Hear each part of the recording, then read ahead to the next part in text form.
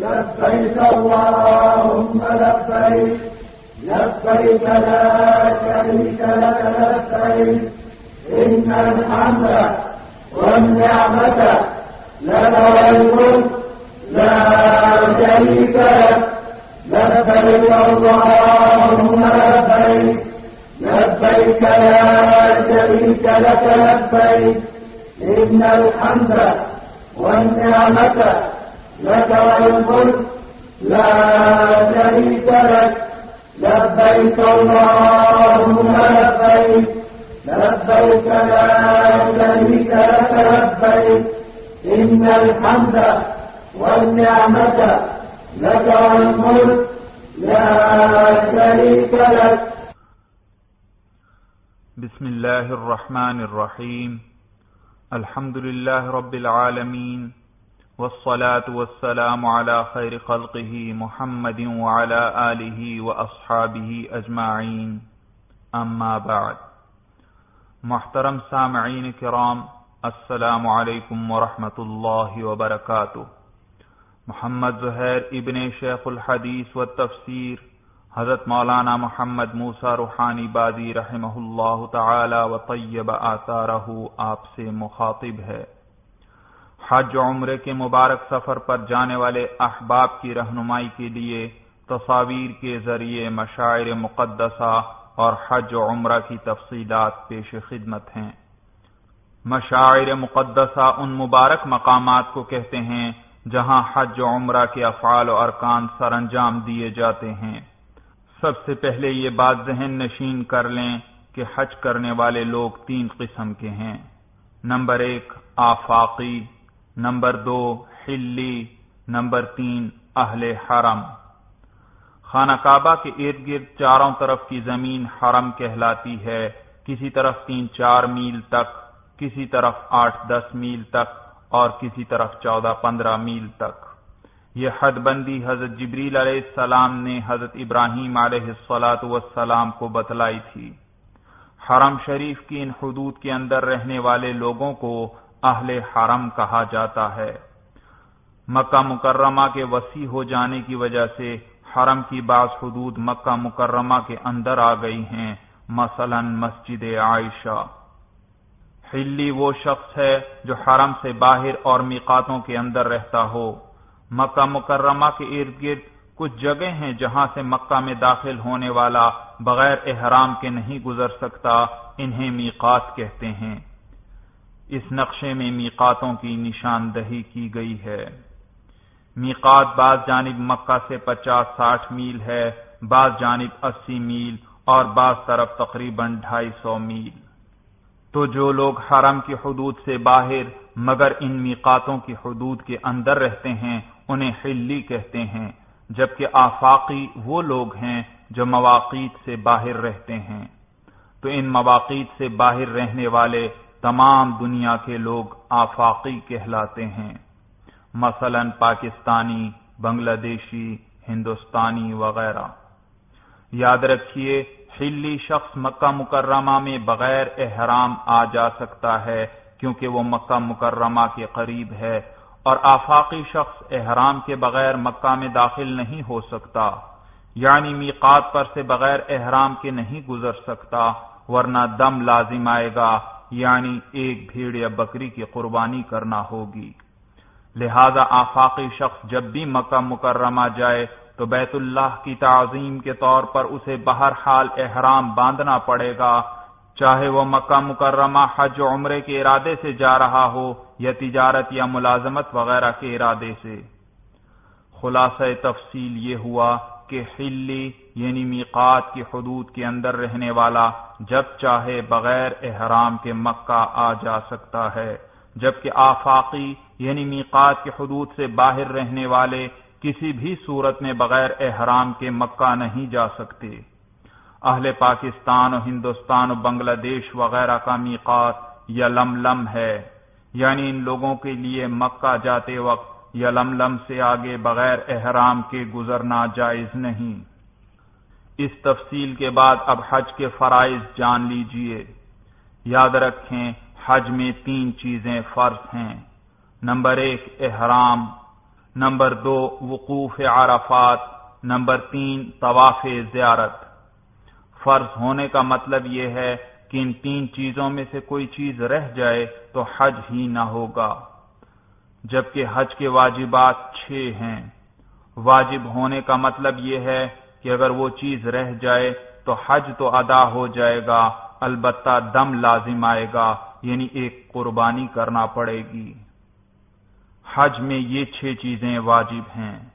Number 1 مزدلفہ میں رات گزارنا، نمبر 2 شیطان کو کنکریاں مارنا، نمبر 3 حج کی قربانی، نمبر 4 حلق یا قصر یعنی سر کے بال منڈوانا یا چھوٹے کروانا، نمبر 5 صفا مروہ کی سعی، نمبر 6 طواف وداع یعنی رخصتی کا طواف۔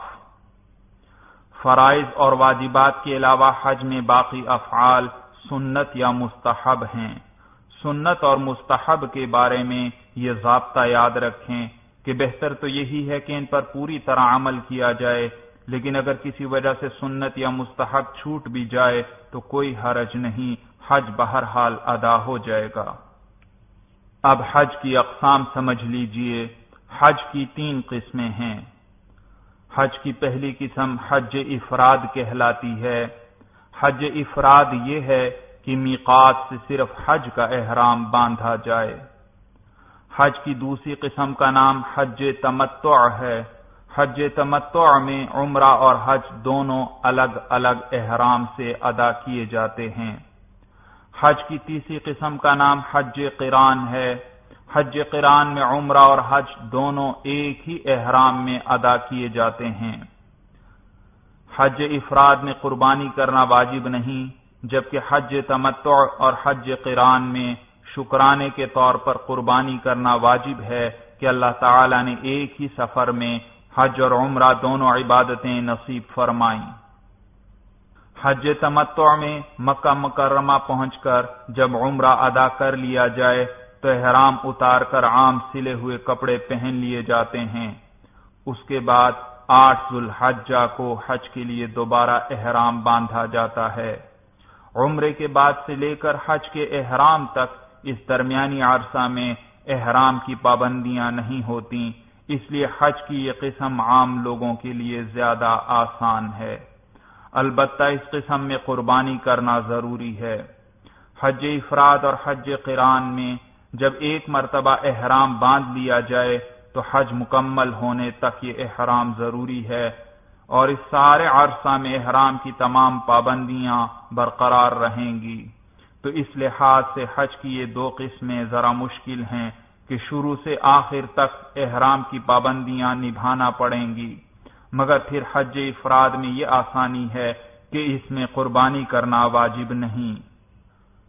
حج کی 3 اقسام کے بعد اب احرام کا طریقہ بیان کیا جائے گا۔ یاد رکھیے، اصل میں احرام ان 2 چادروں کا نام نہیں بلکہ اس حالت کا نام ہے جس میں انسان پر بہت سی پابندیاں لاگو ہو جاتی ہیں۔ ان پابندیوں کا ذکر آگے آ جائے گا۔ چونکہ احرام میں سلے ہوئے کپڑے نہیں پہنے جا سکتے اور 2 چادریں ہی باندھی جاتی ہیں، اس لیے ان 2 چادروں کو بھی احرام کہہ دیا جاتا ہے۔ بعض لوگ یہ سمجھتے ہیں کہ ایک مرتبہ یہ چادریں باندھ لینے کے بعد عمرے یا حج کے اختتام تک یہی 2 چادریں باندھے رکھنا ضروری ہیں جو شروع میں پہنی گئی تھیں۔ ان لوگوں کا یہ خیال درست نہیں، کیونکہ ابھی بیان کر دیا گیا کہ احرام ان 2 چادروں کا نام نہیں بلکہ پابندیوں والے اس حالت کا نام ہے۔ لہذا ان 2 چادروں کے بدل لینے سے آدمی احرام سے نہیں نکلتا، چنانچہ ناپاک ہو جانے یا کسی اور وجہ سے مرد یہ 2 چادریں اتار کر دوسری 2 چادریں باندھ سکتا ہے، چاہے جتنی مرتبہ بھی بدلنا پڑے۔ اسی طرح عورت بھی کپڑے ناپاک ہو جانے یا کسی اور وجہ سے جتنی بار چاہے بدل سکتی ہے، البتہ احرام کی تمام پابندیاں برقرار رہیں گی۔ اب مرد حضرات کے احرام کا طریقہ بیان کیا جاتا ہے۔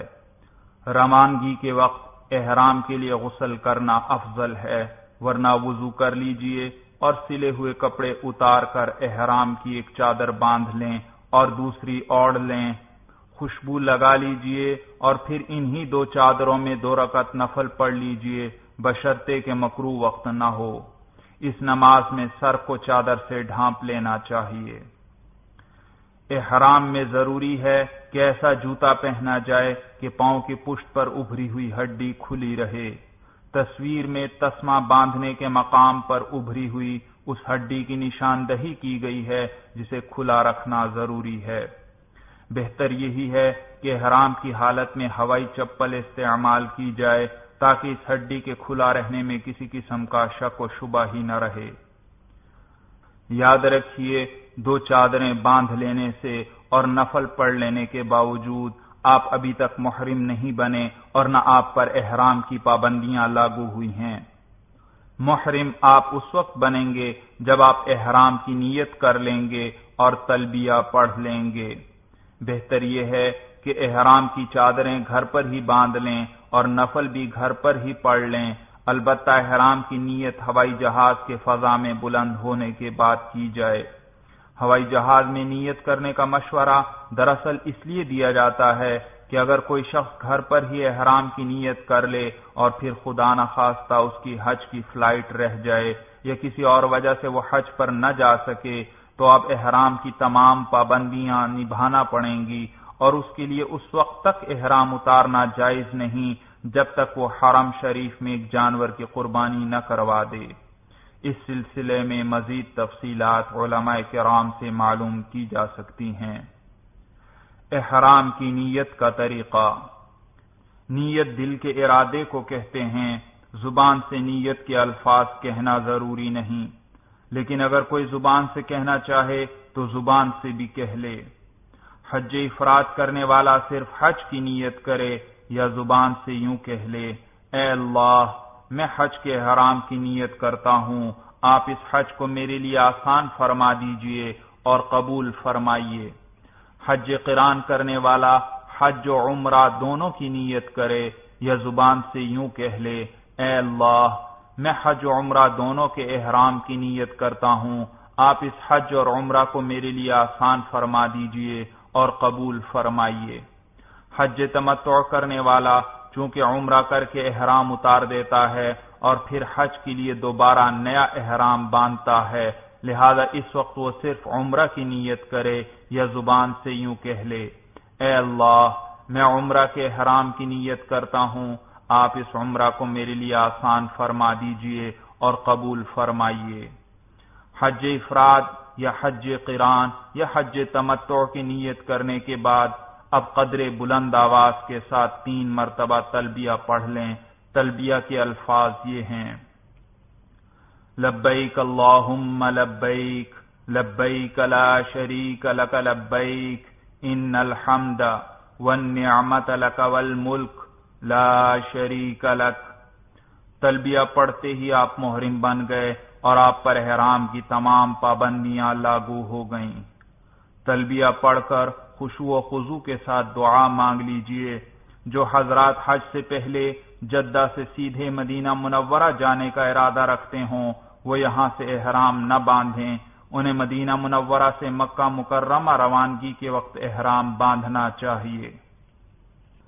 خواتین کے احرام کا طریقہ۔ خواتین کا احرام ان کے عام استعمال کے کپڑوں میں ہی ہوگا، نیز ان کے لیے پاؤں کی ابھری ہوئی ہڈی کو کھلا رکھنا بھی ضروری نہیں، وہ ہر قسم کا جوتا پہن سکتی ہیں۔